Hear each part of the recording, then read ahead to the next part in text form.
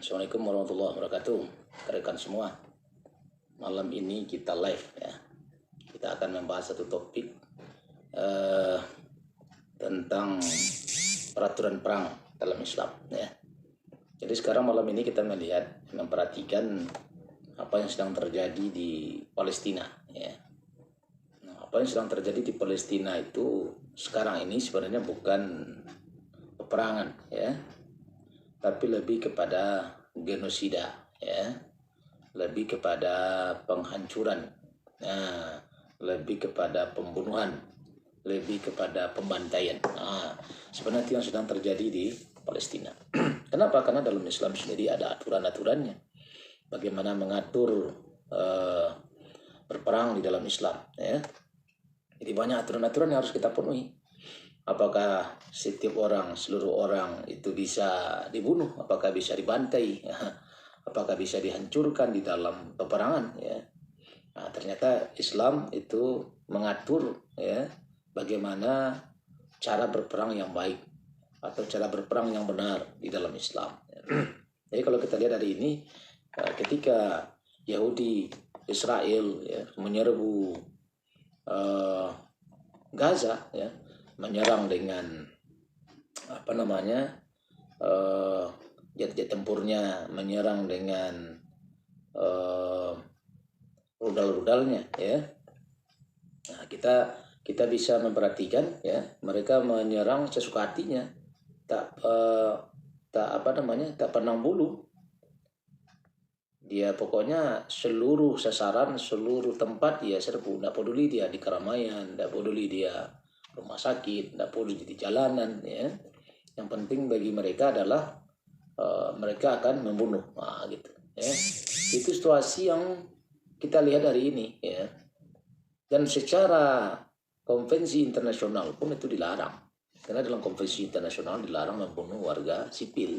Bolehkah kita di dalam jihad fisabilillah ya, pasukan kaum muslimin membunuh warga sipil dari pihak musuh? Jadi hari ini kita datang, pasukan ini masuk ke suatu wilayah, masuk ke suatu tempat, apakah boleh dia melakukan pembunuhan? Siapa saja yang ada di sana dia tembak, siapa saja di sana dia bunuh, apa boleh enggak gitu ya? Dan itu harus menjadi perhatian ya, dan pasukan kaum muslimin itu harus diatur ya, harus mengatur hal yang begitu ya, sehingga tak terjadi apa yang seharusnya tidak dilakukan. Jadi rekan-rekan semua ya, di Islam memiliki aturan di dalam peperangan, sehingga tidak boleh sembarang orang untuk dibunuh ya. Nah, tidak seperti yang terjadi hari ini ya. Baik pasukan itu sekarang pasukan multinasional ya, ketika Amerika menyerbu Irak, atau ketika kemarin kita lihat Arab Saudi membombardir Yaman ya, atau kita lihat ketika Uni Soviet membombardir Ukraina ya. Kan banyak model-model peperangan yang sedang terjadi hari ini ya. Dan peperangan yang terjadi hari ini itu kebanyakan mereka tidak peduli ya. Yang penting orang-orang yang ada di situ disuruh keluar, kalau tidak keluar ya dibom. Itu situasinya ya. Maka dalam Islam ini ada aturannya, bagaimana caranya. Maka di sini dikatakan Islam telah mengatur hukum-hukum perang secara rinci. Di antaranya hukum perang itu, siapa saja yang boleh menjadi sasaran perang dan dibunuh, dan siapa saja yang tak boleh dibunuh ya. Nah, ini harus menjadi pemahaman kita. Dalam Islam, sasaran dalam perang adalah prajurit. Jadi kalau dalam Islam itu kalau berperang itu ya head to head, berhadapan-hadapan ya, tidak sembunyi-sembunyi ya. Jadi sasarannya siapa ya? Kombatan, orang-orang yang memang secara langsung terlibat di dalam peperangan itu. Maka Allah SWT mengatakan kepada kita, waqatilu fi sabilillah, perangilah oleh kalian di jalan Allah. Siapa? Allazina yuqatilunakum, yaitu orang-orang yang memerangi kalian. Wala ta'tadu, tapi jangan berlebih-lebihan. Innallaha la yuhibbul mu'tadin. Sesungguhnya Allah SWT tak suka orang-orang yang melampaui batas ya. Itu perintah Allah SWT kepada kita di dalam perang, ada aturannya ya. Jadi yang diperang itu siapa? Yuqatilunakum, orang yang memerangi kalian gitu ya. Tapi kalau orang yang tak memerangi kalian tak boleh. Kalau kita pernah ingat suatu kisah di zaman Khalifah Bani Umayyah dulu, dan kala dia mau menyerbu ke arah utara dari Damaskus ya, dia ingin menaklukkan suatu wilayah. dia sudah kirim pasukan. Nah, tapi suratnya terlambat sampai di situ, tapi pasukan sudah sampai. Ya, maka penguasa di wilayah utara Damaskus itu, ya, mengatakan bahwa kami belum siap untuk perang, kalian sudah datang. Gitu. Mereka belum siap untuk perang, kalian sudah datang. Tapi akhirnya mendengar itu, dia ngirim surat kepada khalifah di Damaskus, kami belum siap untuk perang. Tunggulah perang itu sampai satu atau 2 minggu lagi. Akhirnya apa yang dilakukan oleh khalifah ketika itu? Menarik pasukannya. Begitulah Islam mengatur peperangan, rekan-rekan semua. Ya, diatur. Ya kalau kalian belum siap, ya sudah, balik kita lagi. Karena yang akan diperangi itu siapa? Yuqatilunakum. Ya para pasukan saja. Gitu. Nah, jadi tatkala mendengar pasukan ini mau ditarik mundur, apa kata orang wilayah itu? Ya sudah, kami takluk sajalah. Ya kalau kalian mundur seminggu lagi kalian juga akan datang, ya sudah, kami takluk. Nah, gitu model. Maka dalam Islam itu yang akan diperangi itu siapa? Ya, yuqatilunakum, orang yang memerangi kalian. Tapi Allah mengatakan wala ta'tadu, jangan berlebihan, jangan melampaui batas. Innallaha la yuhibbul mu'tadin. Sesungguhnya Allah Subhanahu wa taala tak menyukai orang-orang yang melampaui batas. Yang akan diperangi dalam Islam itu adalah kombatan, tentara, pasukan yang memang mereka terlibat di dalam berperang bersama kaum muslimin, ya. Nah, itu dalam surah Al-Baqarah itu ayat 190 tadi. Wa qatilu fi sabilillah. Perangilah oleh kalian di jalan Allah siapa? Allazina yuqatilunakum. Allazina yuqatilunakum. Orang-orang yang memerangi kalian. Wala ta'tadu, tapi jangan berlebih-lebihan. Jangan melampaui batas. Ya. Innallaha la yuhibbul mu'tadin. Sesungguhnya Allah Subhanahu wa taala tak suka orang yang berlebih-lebihan. Ya, gitu ya rekan-rekan semua. Nah, kemudian selain prajurit kafir, ya, selain prajurit pasukan, ya, yang ada di medan pertempuran, orang-orang sipil, ya, yang tidak ikut berperang tidak boleh diperangi. Nah, begitu peraturan dalam Islam. Jadi orang sipil, orang yang ada di rumah mereka, ada di rumah-rumah ibadah mereka, ada di tempat-tempat kerja mereka, ya, tak boleh diperangi. Ya. Orang sipil kafir yang tidak boleh dibunuh dalam perang antara wanita, wanita tidak boleh sama sekali. Ya, wanita, kecuali wanita itu kombatan, ya boleh dibunuh. Kemudian anak-anak tidak boleh, ya, anak-anak tidak boleh dibunuh sesuai dengan hadis Rasulullah SAW. Nah, jadi orang wanita, anak-anak, ya, apalagi kita lihat hari ini di perang, bukan perang sebenarnya sekarang, pembasmian, pembumihangusan yang dilakukan oleh Israel laknatullah alaih, ya, terhadap orang-orang di Palestina hari ini, ya. Mereka membunuh anak-anak, mereka membunuh wanita, tak peduli. Berkumpul anak-anak, ya, mereka bunuh. Berkumpul wanita, mereka bunuh, ya. Silakan share-share kawan-kawan, ya. Maka Nabi SAW mengatakan kepada kita, an Abdullah bin Umar radhiyallahu an, dari Abdullah bin Umar, ya, semoga Allah meridhoinya, ya, ditemukan seorang perempuan dalam perang bersama Rasulullah, itu maktulah, dia terbunuh, ya, terbunuh ditemukan oleh Rasulullah. Ya, kemudian beliau melarang membunuh, ya, SAW melarang membunuh wanita dan membunuh anak-anak. Nah, begitu dalam Islam itu, ya. Tidak boleh terjadi pembunuhan, tak boleh terjadi pembantaian, ya, terhadap wanita dan anak-anak. Dalam Islam begitu, ya. Dalam hukum internasional hari ini kan juga begitu. Tapi yang namanya perang yang terjadi hari ini, perang yang tak punya aturan. Yang penting bagi dia menang, gitu. Siapa yang mati, siapa yang terbunuh, mereka tidak peduli. Maka sebarkan bom fosfor. Oh, itu lebih luar biasa lagi, ya. Nah, bom fosfor ditembakkan, ya, ke berbagai penjuru negeri. Ketika dia pecah, wah, itu menyebabkan luka bakar yang luar biasa, ya, yang luar biasa di tengah-tengah umat, ya, di tengah-tengah orang yang terkena itu. Mereka melepuh, ya, mereka terbakar, ya. Mungkin lebih dahsyat lagi, lebih berbahaya lagi dibandingkan bom bom TNT seperti sekarang ini, ya. Kalau bom nuklir luar biasa lagi. So, setelah dia meledak, dia akan ada radiasi nuklirnya, ya. Tidak sekedar yang terpapar, yang terkena adalah orang di situ, tapi yang terkena juga orang-orang yang jauh dari situ ketika dia diterpa angin, ya. Nah, itu akan terpapar radiasi nuklir, ya. Nah, itu ya. Jadi yang pertama tadi yang boleh diperang itu hanya orang-orang kombatan, prajurit. Kalaupun prajurit itu tidak dihitung, mau perempuan, mau anak-anak, mau orang tua itu tidak dihitung. Pokoknya dia prajurit. Nah, ikut serta dia di dalam perang, ya sudah. Maka dia layak untuk waqatilu. qatilul lazina, dibunuh orang-orang itu, ya. Nah, jadi itu yang pertama. Yang kedua tadi, Islam melarang membunuh anak-anak, ya, membunuh wanita. Sesuai dengan hadis Nabi SAW tadi di dalam hadis Bukhari dan hadis Muslim, ya, bahwa Rasulullah SAW melarang ketika di dalam perang bersama Rasul ditemukan ada yang meninggal seorang wanita, ya. Ketika ada yang meninggal seorang wanita, akhirnya Rasulullah SAW, ya, melarang membunuh wanita dan anak-anak, ya. Kemudian yang kedua yang dilarang dibunuh selain dari wanita dan anak adalah orang lanjut usia, lansia. Lansia tak boleh dibunuh, ya. Nah, jadi tidak boleh dibunuh dalam peperangan, ya, sesuai dengan riwayat hadis Nabi Shallallahu Alaihi Wasallam, ya, riwayat Imam Abu Daud. La taqtulu shaykhan faniyan. Janganlah kalian membunuh orang-orang tua yang renta, wala tiflan, ya, anak-anak, wala saghiran, anak kecil, wala imra'atan, ya, dan juga perempuan. Maka Islam melarang kita membunuh orang-orang tua, membunuh anak-anak, membunuh anak kecil, dan membunuh wanita di dalam peperangan. Maka Islam memberikan aturan, ya, bagi mereka semua, ya. Jadi tidak sembarangan model hari ini, ya. Nampak sebuah kota ingin ditaklukkan, ya, dibombardir kota itu, ya jangan, ya, karena itu akan menghancurkan kota itu, membumi hanguskan kota itu. Maka orang-orang, anak-anak, orang tua, wanita tak bisa menyelamatkan diri, harus akhirnya dia terkena bom di lokasi-lokasi peperangan itu, ya. Kemudian siapa lagi yang tidak boleh dibunuh, ya, tidak boleh diusik di dalam peperangan itu adalah para rahib, ya, para kiai, para ustadz, para buya yang tidak ikut berperang, gitu, ya. Juga tak boleh dibunuh sesuai wasiat Rasulullah SAW kepada komandan perang yang akan berangkat berperang.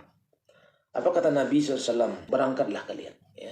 Berangkatlah kalian berperang, kata Nabi, dengan menyebut nama Allah di dalam jalan Allah. Bunuhlah oleh kalian, perangilah oleh kalian orang-orang yang dia mengkafiri Allah Subhanahu Wa Taala. Berangkatlah kalian untuk berperang. Janganlah lari kalian dari medan perangan, ya. Janganlah kalian membunuh anak-anak. Janganlah membunuh perempuan, ya. Dan juga orang-orang dewasa sudah renta. Dan janganlah membunuh rahib-rahib yang ada di tempat-tempat ibadah mereka. Artinya adalah tempat-tempat ibadah itu tidak boleh menjadi sasaran perang. Tidak boleh dibom, ya. Tidak boleh dilulantakkan, ya. Tidak boleh dihancurkan. Dan orang-orang yang di dalamnya jangan diganggu. Makanya kalau kita perhatikan, ya, rekan-rekan sahabat semua dimanapun Anda berada, tatkala Islam menguasai dunia dulu, maka rumah-rumah ibadah mereka tak ada yang hancur. Tak ada orang-orang yang menghancurkan rumah-rumah ibadah. Rekan-rekan semua, di dalam perang itu, ya, Islam mengatur tidak boleh ada pembunuhan terhadap anak-anak, tidak boleh pembunuhan pada perempuan, tak boleh membunuh orang-orang tua yang renta, dan tak boleh membunuh para rahib-rahib yang ada di gereja-gereja mereka. Tidak model perang seperti sekarang ini, ya. Rumah sakit Indonesia saja yang ada di Palestina, ya, dibom, ya, yang heboh beritanya. Tidak tahu bagaimana tindakan pemerintah Indonesia, sampai hari ini kita belum dengar, ya. Jadi kita cari beritanya. Bagaimana tanggapan pemerintah Indonesia, ya, ketika melihat rumah sakit yang dibangun oleh donasi dari Indonesia ketika dibombardir oleh Israel, ya, dengan tuduhan bahwa di bawah rumah sakit itulah terowongan pusat aktivitas Hamas, ya. Nggak tahu kita, ya apa beritanya seperti apa. Jadi tadi yang tak boleh dibunuh itu sudah, yang jelas pertama wanita, anak-anak, orang tua renta, dan para rahib, ya. Nah, di para rahib tak boleh dibunuh dalam Islam, ya, selama rahib-rahib itu ada di tempat-tempat peribadatan mereka. Jadi di dalam Islam jelaslah bahwa sasaran perang dalam Islam itu yang boleh dibunuh hanya para prajurit, orang yang terlibat langsung dalam medan perang, atau markas-markas prajurit, itu boleh diserang, atau markas-markas militer, atau tempat-tempat gudang-gudang amunisi, gudang-gudang munisi biasa, itu semuanya boleh dihancurkan, ya. Karena itu terlibat langsung di dalam peperangan, ya. Nah, jadi yang seluruh prajuritnya di Kenya menjaga gudang itu pasti prajurit, ya. Kemudian tempat-tempat pabrik persenjataan itu boleh dihancurkan, karena yang menjaga pabrik persenjataan juga prajurit, ya.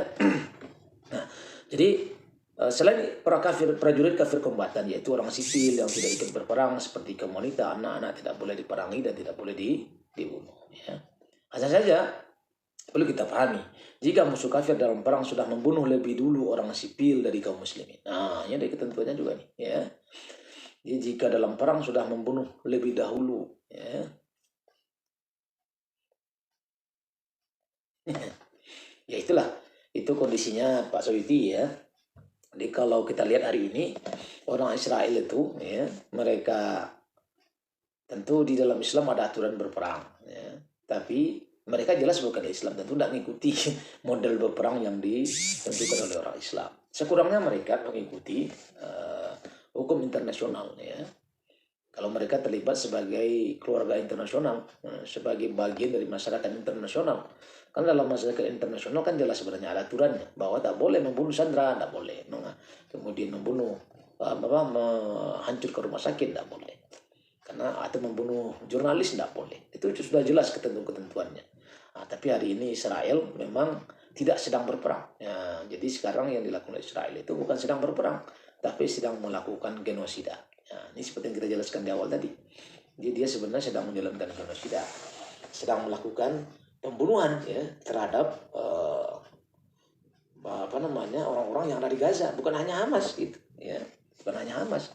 Kalau Hamas, kalau prajurit Hamas yang dia serang, yang dia serbu, ya wajar lah, ya sama-sama berperang lah, head to head di dalam medan peperangan. Tapi ini tidak, yang dikejar, yang dihancurkan warga sipil. Ya karena PBB yang berkuasa memang Amerika, maka sebenarnya kita tidak boleh percaya dengan PBB. Makanya kalau hari ini kaum muslimin masih percaya kepada PBB luar biasa. Karena PBB ini kan dikuasai oleh 5 negara besar yang punya hak veto. Nah, ya. Jadi ada hak veto namanya di sidang umum PBB. Ada 5 negara besar. Ya, di situ ada Amerika, ada Perancis, ada Inggris, ada Rusia, dan ada Cina kalau tidak salah. 5 negara besar, ya. Yang 5 negara ini terlibat dalam Perang Dunia Kedua dulu, dan mereka seakan-akan penguasa dunia hari itu. Nah, gitu, 5 negara besar itu, ya. Maka tatkala dulu orang-orang membuat resolusi, kan dulu kan tawarannya resolusi PBB dulu dibuat. Ketika itu tujuannya supaya bisa mengendalikan Israel, tapi semua resolusi itu diveto oleh Amerika. Nah, kan Dewan Keamanan PBB kan beranggotakan 15 negara. 5 negara yang punya veto. Nah, maka kalau 10 negara atau 14 negara sepakat, satu negara yang punya veto tidak sepakat, ya tidak jadi resolusi. Dan itu yang terjadi selama ini di sidang PBB. Nah, siapa yang memveto biasanya resolusi terhadap PBB itu adalah Amerika. Kenapa Amerika? Kan timbul pertanyaannya. Kenapa Amerika? Ya, karena Amerika itu, ya, berhutang banyak kepada Yahudi. Ya, sehingga Amerika itu dikendalikan oleh Yahudi. Siapa Yahudi yang mengendalikannya? Ya keluarga Rothschild. Ya, kalau hari ini George Soros dan kawan-kawan. Ya. Jadi keluarga Rothschild ini adalah pemegang keuangan di seluruh dunia. Maka bank-bank besar di seluruh dunia itu punya keluarga Rothschild. Keluarga Rothschild itu siapa? Keluarga yang mendanai, membidani berdirinya negara Yahudi. Wah, ini harus paham kita, ya. Kalau kita baca deklarasi Balfour tahun 1926, ya, ketika Balfour itu siapa? Menteri Luar Negeri Inggris mengirim surat kepada Rothschild. Nah, ya, ada surat ke Rothschild. Nah, muncul namanya deklarasi Balfour. Apa isinya? Nah, kepada Tuan Rothschild, kami sudah menyediakan untuk Anda tanah di Palestina untuk Anda membawa orang-orang Anda di sini. Nah, gitu. Siapa yang membidani berdirinya negara Israel ini? Ya Inggris, gitu.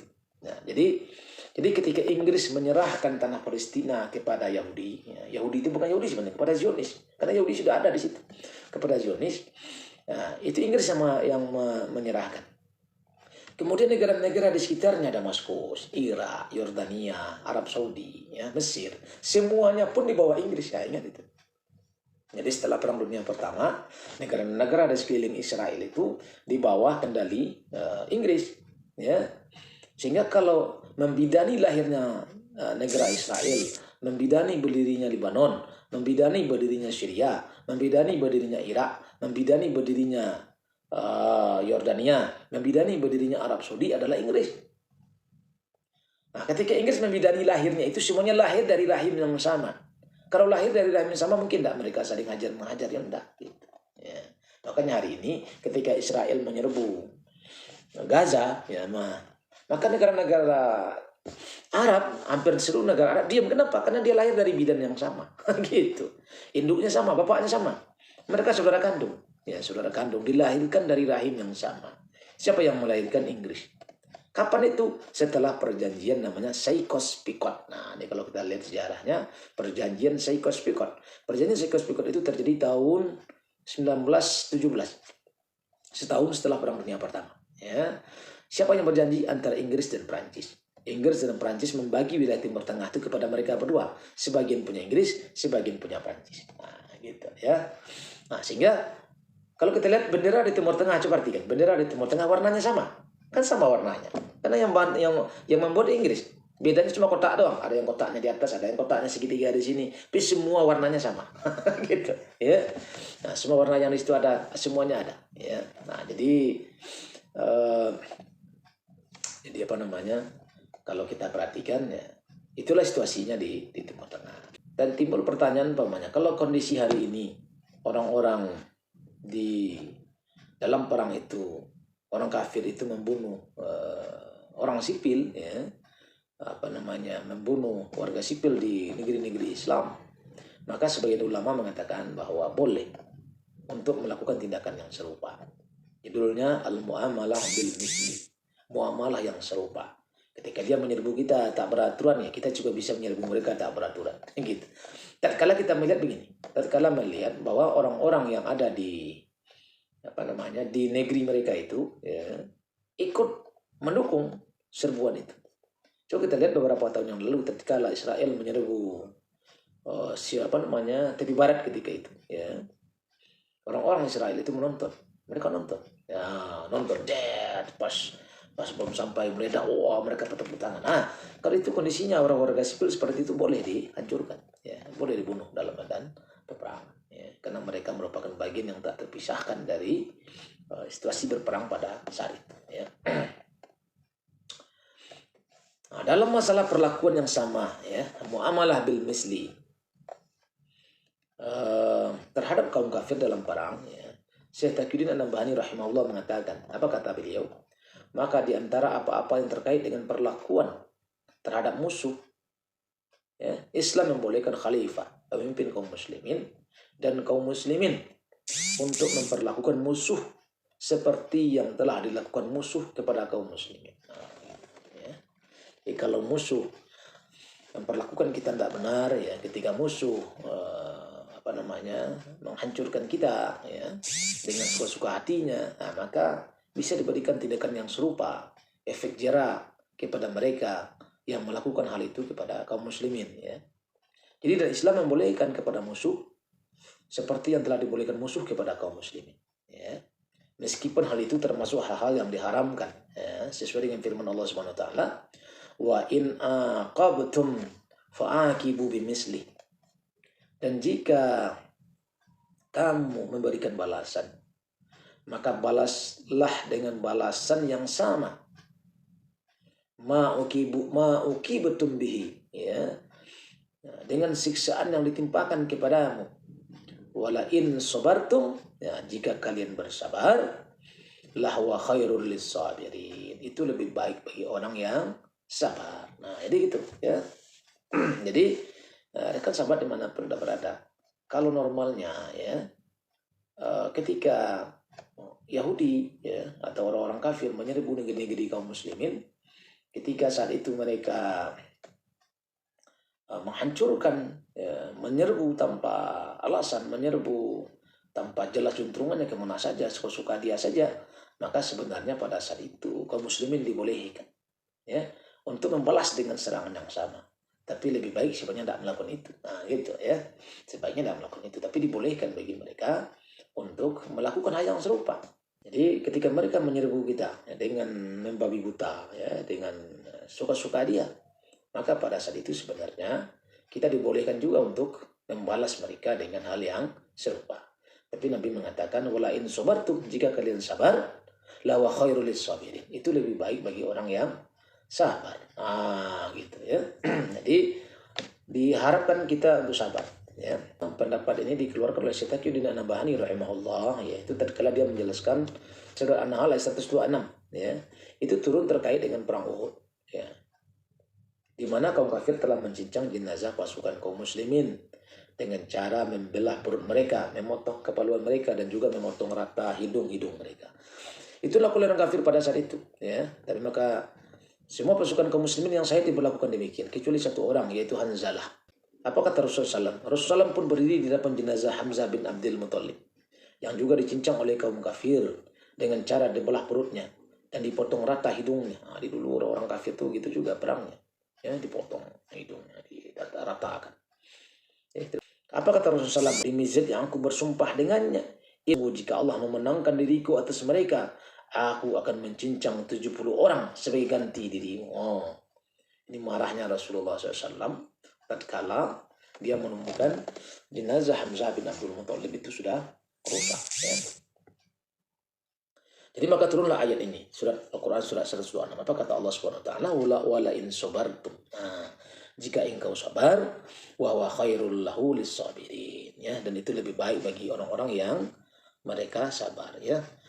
Jadi wala in sabartum la huwa khairul lis-sabirin. Jika kalian sabar, maka itu lebih baik bagi orang-orang yang sabar. Dalil yang lain, ya, yang membolehkan kita untuk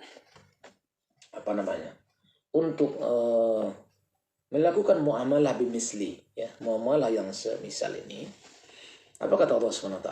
Faman ya'tada 'alaikum, maka jika mereka, ya, menyerang kalian, fa'tadu 'alaihi, maka seranglah oleh kalian atasnya, atas orang yang menyerang kalian itu, bimisli ma'tada 'alaikum, ya, seperti mereka menyerang kalian. Nah, gitu. Wattaqullah, bertakwalah kalian kepada Allah. Wa'lamu annallaha ma'al muttaqin, ya, ketahuilah Allah itu bersama orang-orang yang bertakwa. Nah, dari kan sahabat semua, ya, begitulah Allah SWT, ya, mengaturkan kepada kita, ya, bagaimana cara berperang. Jadi berdasarkan dalil tersebut, maka jika musuh kafir dalam perang telah memulai lebih dahulu untuk membunuh orang sipil dari kaum muslimin, maka boleh hukumnya bagi pasukan kaum muslimin juga membunuh kaum sipil. Nah, ini dijelaskan oleh Allah SWT, ya. Jadi jika orang kafir dalam perang telah mulai membunuh orang sipil di dalam umat Islam, ya, boleh hukumnya pasukan kaum muslimin juga membunuh kaum sipil kafir sebagai bentuk perlakuan yang semisal, muamalah bil misli, ya, kepada kaum kafir dalam peperangan, ya. Meskipun hukum asalnya membunuh sipil, membunuh sipil kafir hukumnya haram, baik dalam perang maupun di luar perang. Tapi tatkala orang-orang kafir telah membantai, membunuh, meluluh-lantakkan, ya, negeri-negeri muslim tanpa pandang bulu, maka boleh bagi pasukan kaum muslimin menghancurkan, meluluh-lantakkan negeri kafir seperti yang mereka lakukan. Itu merupakan tindakan muamalah bil misli. Dengan demikian, boleh hukumnya dan tidak haram dalam perang pasukan muslim membunuh warga sipil dari pihak musuh jika musuh kafir telah terlebih dahulu membunuh kaum sipil dari kaum muslim. Nah, maka dari itu, ya, boleh dan tidak perlu pasukan jihad dari Hamas hari ini, ya. Jadi kalau Hamas hari ini, ya, yang menyerang kaum sipil Yahudi yang sedang bernyanyi, berjoget di sebuah konser, ini tidak ada masalah, ya, sebenarnya. Kenapa? Karena sebelum Hamas menyerang itu, ya, orang-orang Yahudi itu, orang-orang Israel itu sudah berkali-kali menyerbu Gaza tanpa mempedulikan apakah dia Brigade Izzuddin Al-Qassam, apakah dia Hamas, apakah dia sipil, apakah dia pasukan, itu dia tidak peduli, ya. Maka ketika mereka tak peduli siapa yang diserang, siapa yang dibantai, siapa yang diserbu, tapi alasan mereka menyerbu warga sipil itu, mereka mengatakan bahwa di tengah-tengah warga sipil itu ada Hamas. Itu kan suka-suka mereka juga, ya. Maka kalau itu yang terjadi, maka boleh bagi mereka untuk melakukan serangan yang serupa, muamalah bil misli. Hal ini dibolehkan karena Islam membolehkan perlakuan yang sepadan, ya. Maka dikatakan tadi, faman ya'tada 'alaikum, ya, maka apabila mereka menyerang kalian, fa'tada 'alaihi, maka seranglah dia, fa'tadu 'alaihi, maka seranglah oleh kalian akan dia, ya, sebagaimana mereka menyerang kalian, ya. Karena itu kondisi kaum muslimin hari ini, kondisi dalam perang, bukan perang, ya, yang terjadi di Palestina hari ini, ya, pembantaian, pembunuhan yang dilakukan oleh orang-orang Yahudi itu boleh dibalas dengan balasan yang setimpal, balasan yang sama, balasan yang serupa, muamalah bil misli. Nah, gitu ya. Itu rekan-rekan semua ya. Nah, beberapa aturan ya Islam di dalam berperang. Silakan.